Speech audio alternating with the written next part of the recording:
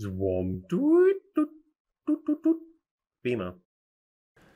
Hey everyone, and welcome to another BMO Creative crypto video. So this one is about the Vadoma. Sort of.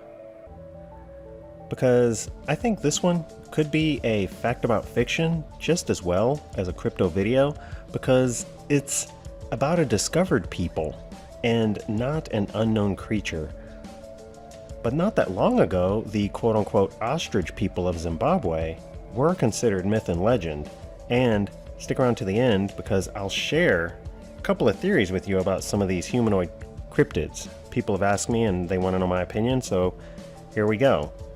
The Vadoma were described as being part ostrich, so that is what I'm drawing here. It's just a fictitious looking fantasy creature off the top of my head that kind of came into my head when I read the description of a Vadoma, till I actually saw them, and then they're just people. But the Vadoma were described as being ostrich, part ostrich, with large ostrich feet and the ability to run extremely fast, just like an ostrich. They were said to grow feathers even, and were able to disappear in the trees.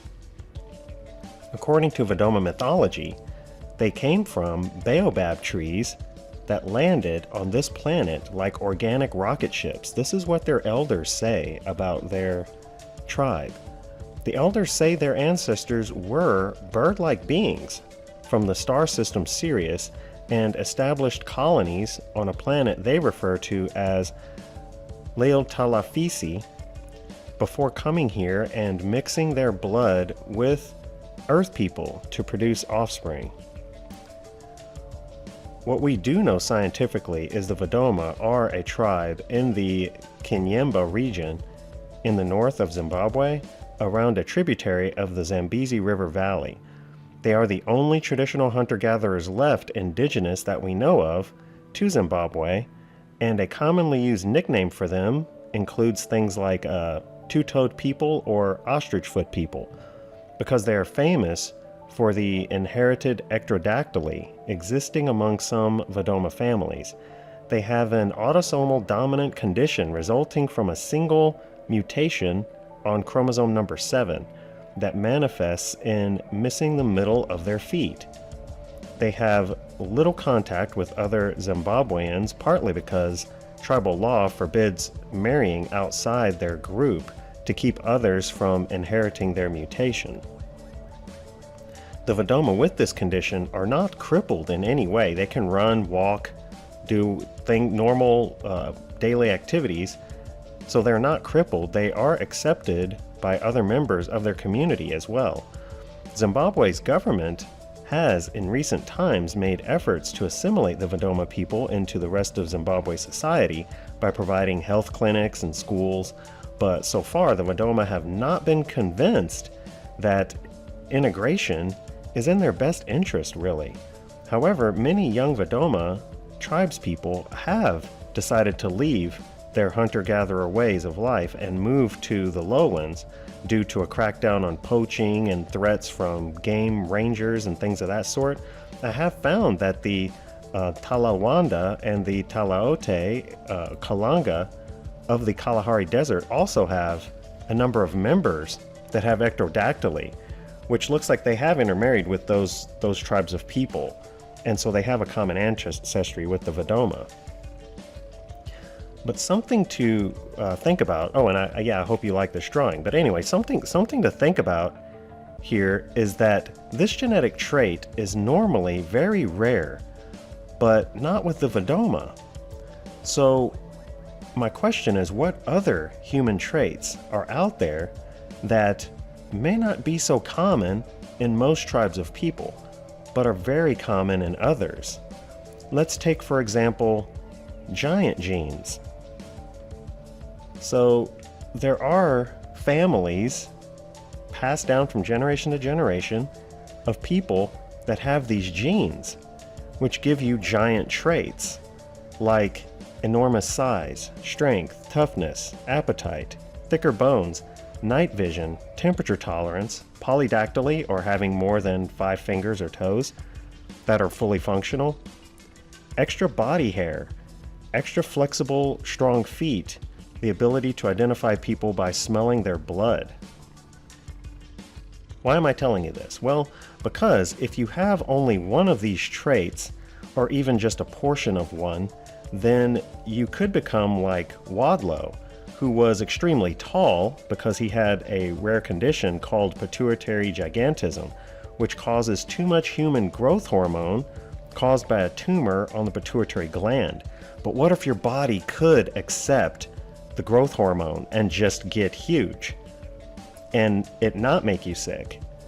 So here's the guy in the middle right here has hypertrichosis, which is excessive body hair, but he also has abnormal strength, that guy. I've done research on him, and he admits that he is abnormally strong as well. So he got the hypertrichosis, the extra hair, but he also got strength. The bottom image is a example of perfect polydactyly. So he has 6 digits on his fingers and his toes, and they're fully functioning, which gives him an amazing grip, I can only imagine. And they're not vestigial digits, so they're not just extra flesh that might have a nail that looks like a finger that they have to amputate later because it's non-functioning. These are fully functioning, perfect extra digits. So what I'm saying is, if you get some of these genes perfectly, you can end up like Shaquille O'Neal or Brian Shaw. Just to give you an example, very tall, giant humans in normal proportion with abnormal size and strength. And these aren't even the biggest guys or the strongest. I mean, Brian Shaw is world's strongest man, has been many times, but there are people stronger than him. Mitchell Hooper is a good example. But they are very good examples of what you could obtain through human genetics. So, all of that being said, using the Vadoma people as an example, if you get several of these genes within a tribe perfected and used daily for life in the wilderness, the hair, the size, the strength, you basically get Sasquatch. Maybe Sasquatch tribes are not apes, but people with multiple unique genetic markers and traits. Like the Vadoma, they have physical attributes, possibly mystical attributes, that seem supernatural and strange to us, inherited in isolation. Also, looks like the governments of the world have set up national parks and reserves for Sasquatch and other cryptids to live in, rather than possibly admitting that they exist or that they are possibly people. Coincidentally, the Vadoma, who were forced, then later just quote-unquote encouraged to stay in their mountain homeland, now that homeland is called the Chaware Safari Area, which is a national park ever since 1968. So all these red dots are national parks. Interesting, down here on the bottom, that purple map, black and purple, those are all Sasquatch sightings and cryptid sightings. The national parks kind of coincide with those hotspots, especially the hotspots. Anyway, what do you think of this theory? What do you think of rare human characteristics and traits that, if perfected, basically make you like an X-Man, like a mutant with an incredible ability and not a birth defect? What do you think about humanoid cryptids? Leave a comment below. Anyway, that is going to do it for this one. Thanks so much for watching. Please leave a like and subscribe to BMO Creative for more crypto videos. Thanks so much. Bye.